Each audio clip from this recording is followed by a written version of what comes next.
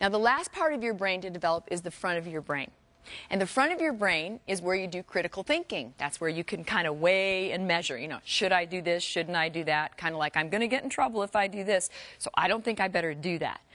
That part of your brain, because it's the last to develop, you don't see a 2-year-old sitting and looking at a friend who really is getting them frustrated and going, wonder if I should bite his arm or not. If I do the bite, I'm thinking, my mom's probably going to be upset and she's going to say something to me, and my friend will probably cry too, and his mom's going to be mad also that I took a little chunk out of his arm, and I'm going to get kicked out of preschool. I'm probably not going to be able to go back, so I don't think so. I don't think I'm going to do that bite today, even though I'm like really frustrated.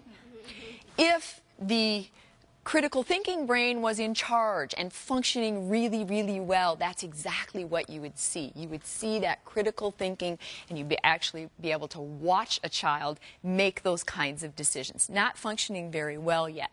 Now, the best way for me to sort of explain this is a commercial on TV. You see a commercial on TV.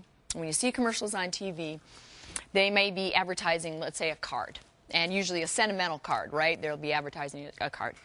And the women that are in the audience in particular, we might see a commercial on TV and you'd say, you might start crying a little bit, or especially like maybe it's for Mother's Day. We've just had Mother's Day.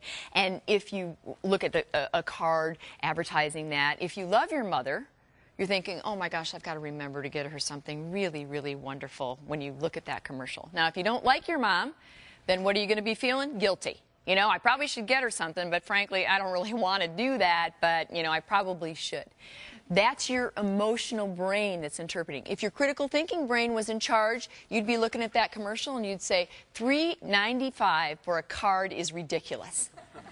I'm not paying $3.95 for a card. And on top of that, it's like, I don't want to give any more money to this company that already makes a whole heck of a lot of money. I'm not even going to pay attention to that. That's the difference. That's why you see children that to us with our adult brains, it looks like they're not making decisions in their best interest, and it looks like that they're making decisions to just, what?